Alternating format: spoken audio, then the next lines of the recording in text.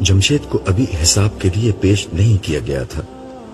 2 فرشتے اس کو عرش کے قریب لے کر کھڑے ہوئے تھے اور وہ اپنی باری کا انتظار کر رہا تھا۔ اس کا چہرہ ستا ہوا تھا جس پر دنیا کے 50-60 برسوں کی دولت مندی کا تو کوئی اثر نظر نہیں آتا تھا، لیکن حشر کے 1000 برس کی خواری کی پوری داستان لکھی ہوئی تھی۔ اس کے قریب جانے سے قبل میں نے اپنے دل کو مضبوط بنانے کی کوشش کی۔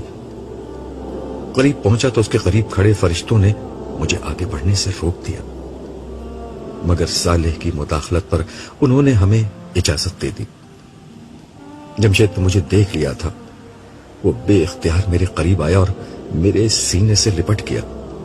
پھر وہ میری طرف دیکھ کر بولا، ابو میں اتنا رویا ہوں کہ اب آنسو بھی نہیں نکل رہے۔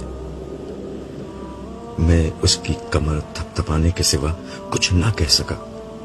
پھر اس نے آہستگی سے کہا، ابو شاید میں اتنا برا نہیں تھا، مگر تم بروں کے ساتھ ضرور تھے بیٹا۔ بروں کا ساتھ کبھی اچھے نتائج تک نہیں پہنچاتا۔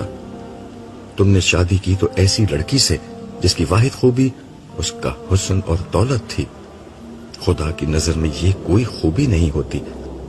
تم ہم سے الگ ہو گئے اور اپنے سسر کے ایسے کاروبار میں شریک ہو گئے جس کے بارے میں تمہیں معلوم تھا کہ اس میں حرام کی آمیزش ہے، مگر بیوی بچوں اور مال و دولت کے لیے تم حرام میں تعاون کے مرتکب ہوتے رہے۔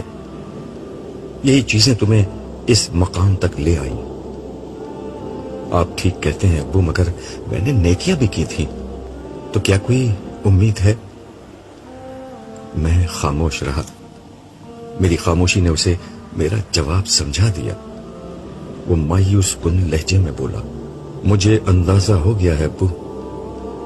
اپنے بیوی بچوں اور ساس سسر کو جہنم میں جاتا دیکھنے کے بعد مجھے اندازہ ہو چکا ہے کہ آج کسی کے ہاتھ میں کچھ نہیں ہے۔ سارا اختیار اس رب کے پاس ہے جس کے احکام کو میں بھولا رہا۔ آج جس کا عمل اسے نہیں بچا سکا اسے دنیا کی کوئی طاقت نہیں بچا سکے گی۔ میں ہزاروں برس سے اس میدان میں پریشان پھر رہا ہوں۔ میں ان گنت لوگوں کو جہنم میں جاتا دیکھ چکا ہوں۔ مجھے اب اپنی نجات کی کوئی امید نہیں رہی ہے۔ میں نے اللہ سے بہت معافی مانگی ہے، مگر میں جانتا ہوں کہ آج معافی مانگنے کا کوئی فائدہ نہیں۔ ابو، اللہ میاں شاید مجھے معاف نہ کرے، مگر آپ مجھے ضرور معاف کر دیجئے۔ آپ تو میرے باپ ہیں نا۔ یہ کہہ کر وہ پھوٹ پھوٹ کر رونے لگا۔ میں نے بہت کوشش کی کہ میری آنکھوں سے آنسو نہ بہیں، مگر نہ چاہتے ہوئے بھی میری آنکھیں برسنے لگی۔ اسی اثنا میں جمشید کا نام پکارا گیا۔ فرشتوں نے فوراً اسے مجھ سے الگ کیا اور بارگاہ ربوبیت میں پیش کر دیا۔ وہ ہاتھ باندھ کر اور سر جھکا کر سارے جہانوں کے پروردگار کے حضور پیش ہو گیا۔ ایک خاموشی طاری تھی۔ جمشید کھڑا تھا مگر اس سے کوئی سوال نہیں کیا جا رہا تھا۔ مجھے سمجھ میں نہیں آیا کہ اس خاموشی کی وجہ کیا ہے۔ تھوڑی دیر میں وجہ بھی ظاہر ہو گئی۔ کچھ فرشتوں کے ساتھ نائمہ وہاں آ گئی۔ اس کے ساتھ ہی صالح نے مجھے اشارہ کیا تو میں نائمہ کے ساتھ جا کر کھڑا ہو گیا۔ نائمہ کے چہرے پر ہوائیاں اڑ رہی تھی۔ وہ مجھ سے کچھ پوچھنا چاہ رہی تھی مگر بارگاہ اودیت کا روب اتنا شدید تھا کہ اس کی آواز نہیں نکل رہی تھی۔ کچھ دیر میں جمشید سے سوال ہوا، مجھے جانتے ہو میں کون ہوں؟ اس آواز میں اتنا ٹھہراؤ تھا کہ میں اندازہ نہیں کر سکا کہ یہ ٹھہراؤ کسی طوفان کی آمد کا پیش خیمہ ہے یا پھر مالک کے دو جہاں کے حلم کا ظہور ہے۔ آپ میرے رب ہیں، سب کے رب ہیں، یہی میرے والد نے مجھے بتایا تھا۔ شان بے نیازی کے ساتھ پوچھا گیا، کون ہے تمہارا باپ؟ جمشید نے میری طرف دیکھ کر کہا، یہ کھڑے ہوئے ہیں۔ اس کے اس جملے کے ساتھ میرا دل دھک سے رہ گیا۔ مجھے اس بات کا اندازہ ہو چکا تھا کہ اب جمشید مارا گیا، کیونکہ میں نے اسے توحید کے علاوہ اور بھی بہت سی چیزوں کی نصیحت کی تھی جن میں اس کا ریکارڈ اچھا نہیں تھا۔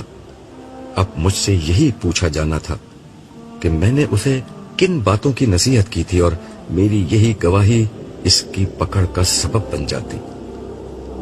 मगर मेरी तवक्को के बिल्कुल बरखिलाफ अल्लाह ताला ने मुझे गवाही के लिए नहीं बुलाया।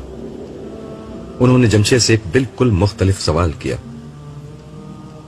अभी तुम अपने बाप से क्या कह रहे थे? ये कि अल्लाह मियां शायद मुझे माफ ना करें, मगर आप मुझे जरूर माफ कर दीजिए, आप तो मेरे बाप हैं ना। लम्हा भर पहले जो मेरी उम्मीद बंधी थी वो इस सवाल के साथ ही दम तोड़ गई। जमशेद को भी अंदाजा हो गया कि उसकी पकड़ शुरू हो चुकी है। खौफ के मारे उसका चेहरा सियाह पड़ गया, उसके हाथ पांव लरसने लगे। उसके सानो गुमान में भी ये बात नहीं थी कि अल्लाह ताला जो दूसरे हिसाब किताब में मसरूफ थे साथ साथ उसकी बात भी सुन रहे थे। न सिर्फ सुन रहे थे बल्कि उसके अल्फाज अल्लाह ताला को नाराज करने का सबब बन गए थे। वो बड़ी बेबसी से बोला, जी मैंने ये बात कही थी, लेकिन मेरा मतलब वो बिल्कुल नहीं था जो आप समझे हैं। तुम्हें क्या मालूम मैं क्या समझा हूं? पूछा गया, मगर आवाज में अभी तक वही ठहराव था।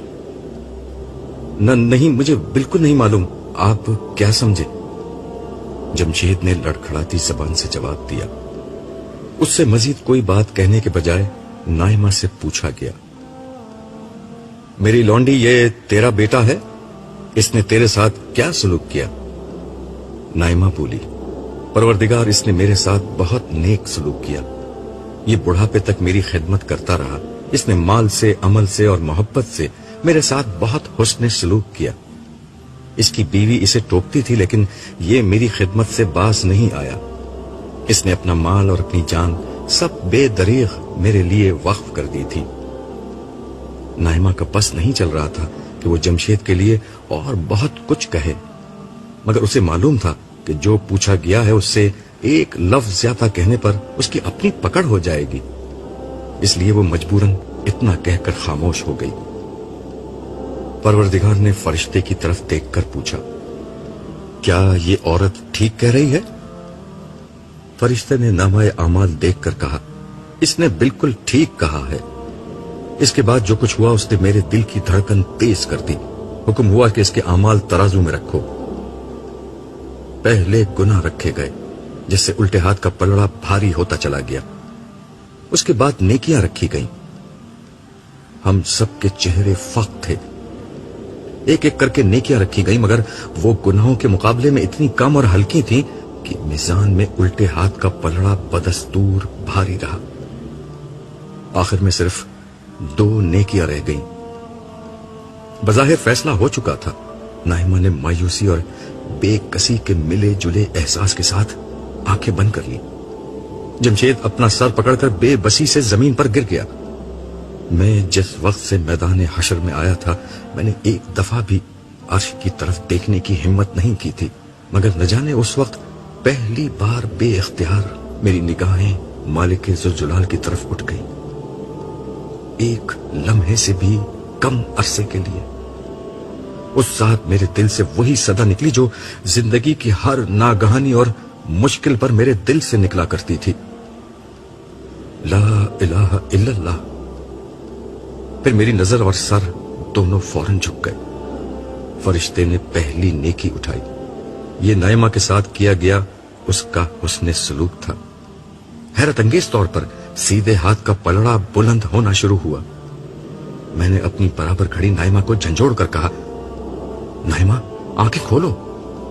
मेरी आवाज जमशेद तक भी चली गई। उसने सर उठाकर देखा और आहिस्ता आहिस्ता खड़ा हो गया। उठते पलड़े के साथ उसकी आस भी बन गई थी, लेकिन एक जगह पहुंचकर सीधे हाथ का पलड़ा ठहर गया। उल्टे हाथ का पलड़ा अभी तक भारी था। हमारे दिलों में जलने वाली उम्मीद की शमा फिर बुझने लगी। फरिश्ते ने आखिरी नेकी उठाई और बुलंद आवाज से कहा, ये तौहीद पर ईमान है। इसके रखते ही पलड़े का तवाजुन बदल गया। मेरी जबान से बेइख्तियार निकला, अल्लाहु अकबर वलिल्लाहिल हम्द। इसके साथ ही मध्यम लहजे में आवाज आई, जमशेद तुम्हारे बाप ने तुम्हें मेरे बारे में यह भी बताया था कि मैं माँ बाप से 70,000 गुना ज्यादा अपने बंदों से मोहब्बत करता हूं। ये तुम थे जिसने मेरी कदर नहीं की, इसीलिए मैदान हशर में तुम्हें इतनी सख्ती उठानी पड़ी। मेरा अदल बेलाग होता है, मगर मेरी रहमत हर शय पर गालिब है। फरिश्ते ने निजात का फैसला तहरीर करके नामाए अमाल उसके दाहिने हाथ में दे दिया। जमशेद के मुंह से शिद्दत जज्बात में एक चीख निकली। उसे जन्नत का परवाना मिल गया था। हजारों साल पर मबनी इस तवील और सख्त दिन की अजियत से उसे निजात मिल गई, बल्कि हर तकलीफ से उसे निजात मिल चुकी थी। वो भागता हुआ आया और हम दोनों से लिपट गया। नाइमा पर शादी मर्ग की कैफियत तारी थी।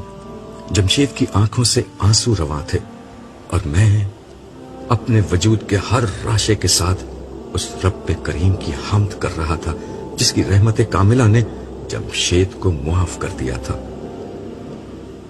हमारा पूरा खानदान हौज कौसर के वीआईपी लॉन्च में जमा था। मेरी तीनों बेटियां लैला, आरिफा और आलिया और दोनों बेटे अनवर और जमशेद अपनी मां नाइमा के हमरा मौजूद थे। जमशेद के आने से हमारा खानदान मुकम्मल हो गया था, इसलिए इस दफा खुशी और मुसर्रत का जो आलम था वो बयान से बाहर था। यूं अपने खानदान को इकट्ठा देखकर मैंने अपने पहलू में बैठे साले से कहा, अपनों में से एक शख्स भी रह जाए तो जन्नत का क्या मजा। मेरी बात का जवाब जमशेद ने दिया, जिसकी बीवी, बच्चे और ससुराल वालों के बारे में जहन्नुम का फैसला हो चुका था। हाँ अब्बू, मुझसे ज्यादा ये बात कौन जान सकता है। आप बहुत खुशनसीब हैं। ये खुशनसीब इसलिए हैं कि अपने घर वालों की तरबियत को इन्होंने अपना मसला बना लिया। वो तो तुम ही नालायक थे, वरना दूसरों को देखो, सबके साथ अच्छा मामला हुआ है। इस दफा नाइमा ने कहा, अम्मी आप ठीक कह रही हैं, मगर मुझे दुनिया में ये ख्याल रहा कि मेरे अब्बू की शफाअत मुझे बख्शवा देगी। दरअसल मेरे ससुर के पीर साहब थे जिन पर उन्हें बड़ा एतकाद था। वो हमेशा मेरे ससुर से कहते थे कि मेरा दामन पकड़े रखो, मैं कयामत के दिन तुम्हें बख्शवा दूंगा। बस वहीं से मुझे ये एहसास हुआ कि मेरे अब्बू जैसा तो कोई हो नहीं सकता, उनकी शफाअत मेरे काम आएगी। उसकी बात सुनकर मैंने कहा, बेटा तुम बिल्कुल गलत समझे थे। देखो तुम्हारे ससुर को उनके पीर साहब नहीं बचा सके। हकीकत यह है कि शफाअत को जरिया निजात समझने की दावत न हमारे नबी ने दी और न कुरान मजीद में यह कहीं बयान हुआ है कि इसे जरिया निजात समझो। कुरान करीम तो नाजिल ही इसलिए हुआ था कि यह बताए कि आखिरत के दिन निजात कैसे होगी। उसने बार बार यह वाजे किया था कि रोज़े क़यामत निजात का पैमाना एक ही है, यानी ईमान और अमले साले।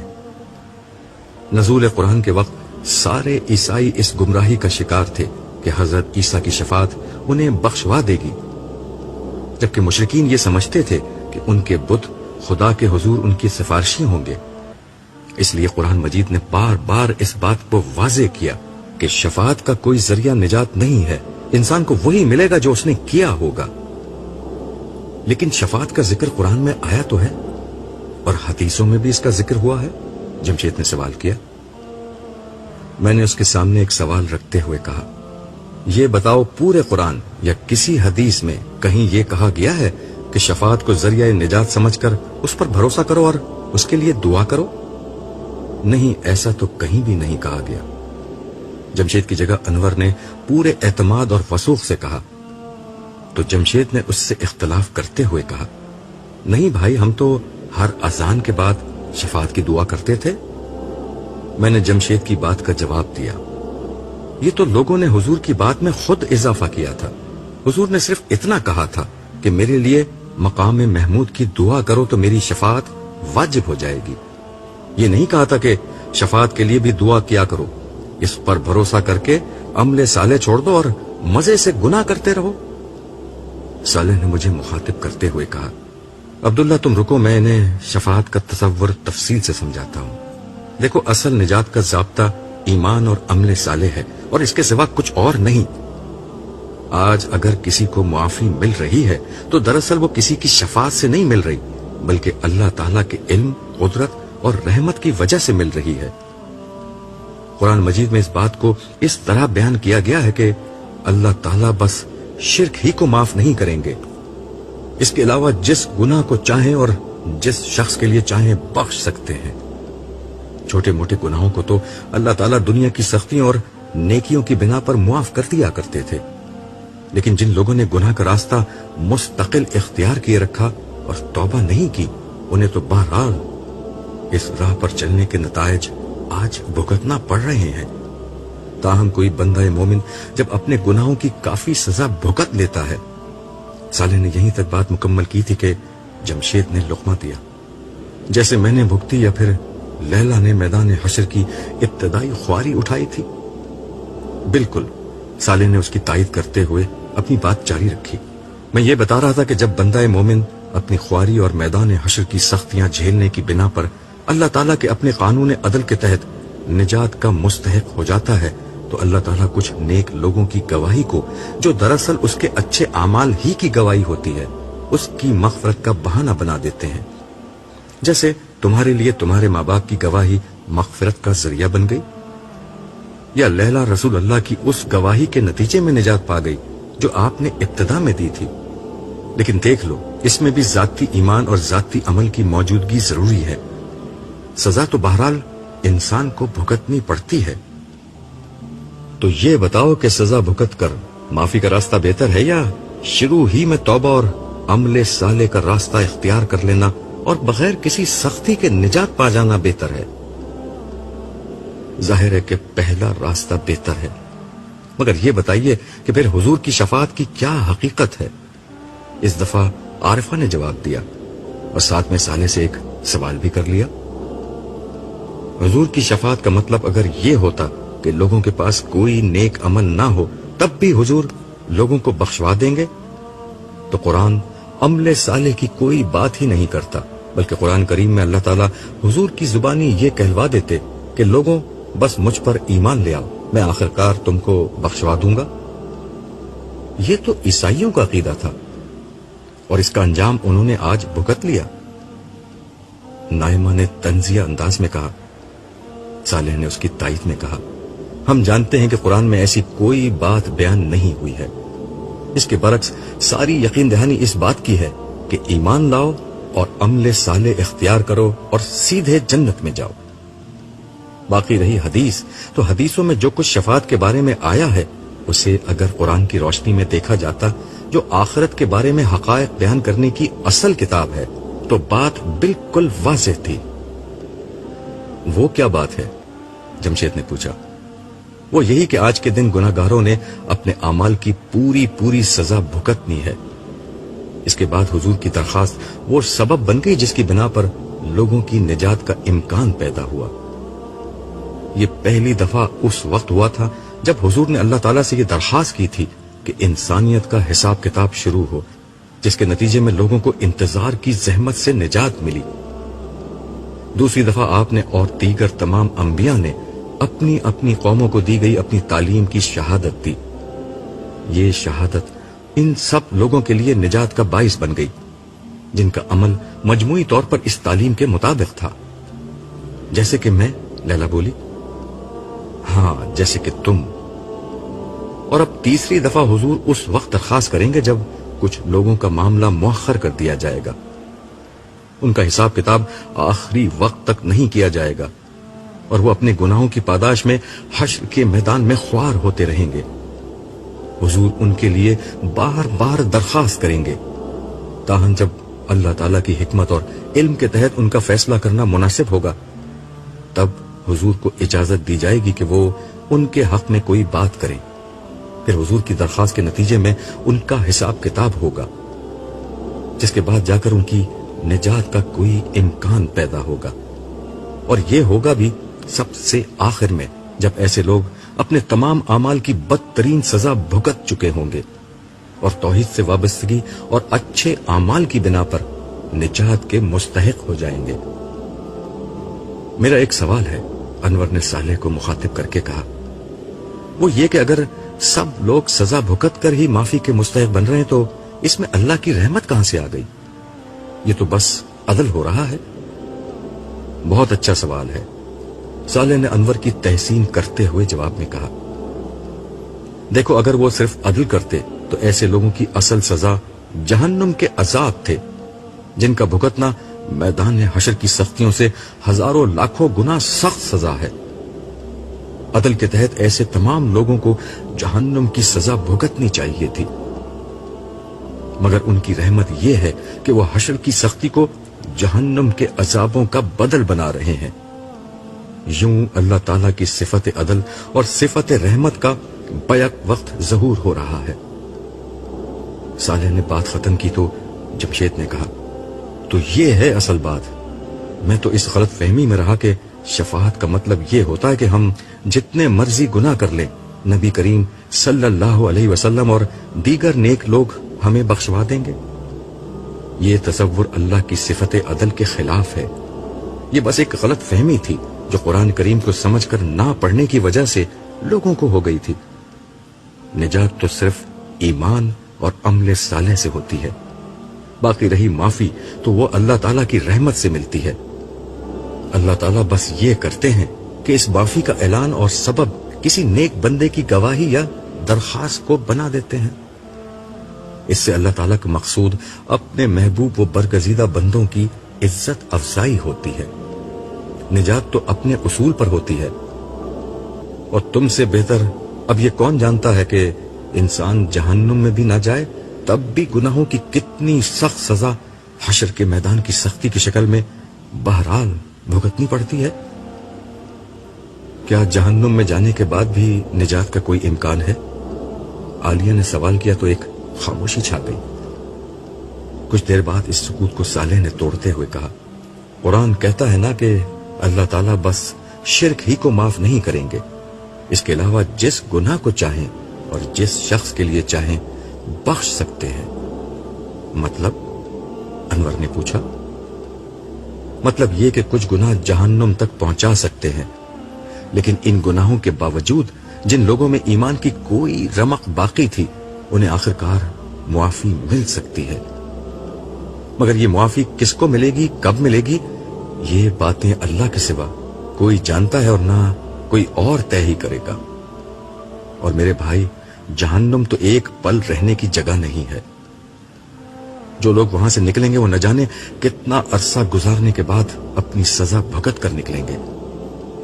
ये मुद्दत इतनी ज्यादा होगी कि अरबों खरबों साल भी इस हिसाब में चंद लम्हों के बराबर हैं। इस बारे में तो ना सोचना ही बहुत बेहतर है। मेरे खुदाया, अनवर लरस कर बोला, जहन्नुम तो दूर की बात है, हश्र के मैदान में एक पल खड़े रहना भी नाकाबिल बर्दाश्त अजाब है। जमशेद ने अपने तजुर्बे की रोशनी में कहा। लैला ने इस पर मजीद इजाफा किया, ये गुनाह कितनी बड़ी मुसीबत होते हैं, काश ये बात हम लोग दुनिया में समझ लेते। साले ने बहस खत्म करते हुए कहा, इंसानों की दो सबसे बड़ी बदनसीबियां रही हैं। एक ये कि हशर के दिन का मरकजी ख्याल हिसाब किताब था, मगर लोगों ने उसे शफाअत का मौजू बना दिया। दूसरी ये कि इंसानी जिंदगी में मरकजी हैसियत अरहमर राहिमीन रब्बुल आलमीन की थी, जबकि लोगों ने गैर अल्लाह को मरकजी ख्याल बना दिया। मैंने साले की तायीद करते हुए कहा, कितनी सच्ची बात कही है तुमने साले, काश लोग ये बात दुनिया में जान लेते। फिर मैंने अपने बच्चों को मुखातिब करते हुए कहा, मेरे बच्चों, अब दुनिया की जिंदगी किस्सा-ए माजी हो चुकी है। अब तुम्हारी मंजिल खत्म ना होने वाली जन्नत की बादशाही है। सुकून, आसूदगी, आसानी, मोहब्बत, रहमत, लुत्फ और सरूर, तुम्हें ये सब मुबारक हो। देखा तुमने हमारा रब कितना करीम और रहीम है।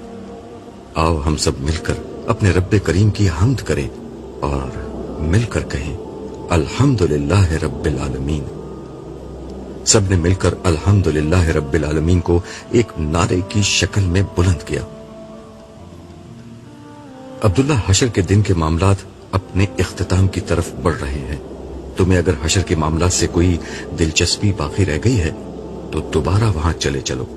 कुछ देर बाद साले ने मुझसे मुखातिब होकर कहा, اس وقت حساب کتاب کہاں تک پہنچا ہے؟ نائمہ نے دریافت کیا لوگوں کی زیادہ بڑی تعداد آخری زمانے میں پیدا ہوئی تھی، وہ سب اب نمٹ چکے ہیں۔ مسلمانوں اور مسیحوں اور ان کے معاصرین کا عمومی حساب کتاب ہو چکا ہے۔ اس وقت یہود کا حساب چل رہا ہے، یوں سمجھ لو بیشتر انسانیت کی تقدیر کا فیصلہ ہو چکا ہے۔ دیگر امتوں میں لوگوں کی تعداد بہت ہی کم تھی، اس لیے اب بہت زیادہ وقت نہیں لگے گا۔ میرے استاد فرحان احمد کا کیا ہوا؟ تمہیں کچھ معلوم ہے؟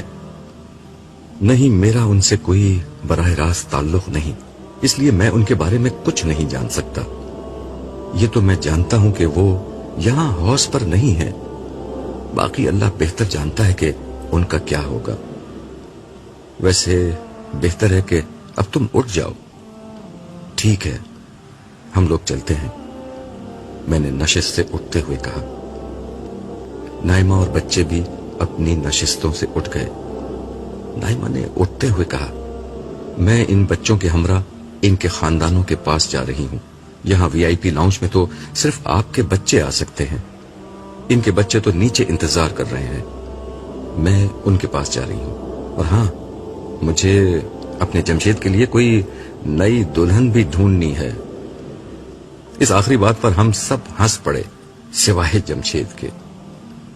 اس کی سمجھ میں نہیں آیا کہ وہ نئی دلہن کی بات پر ہنسے یا اپنی سابقہ بیوی کی ہلاکت پر افسوس کرے۔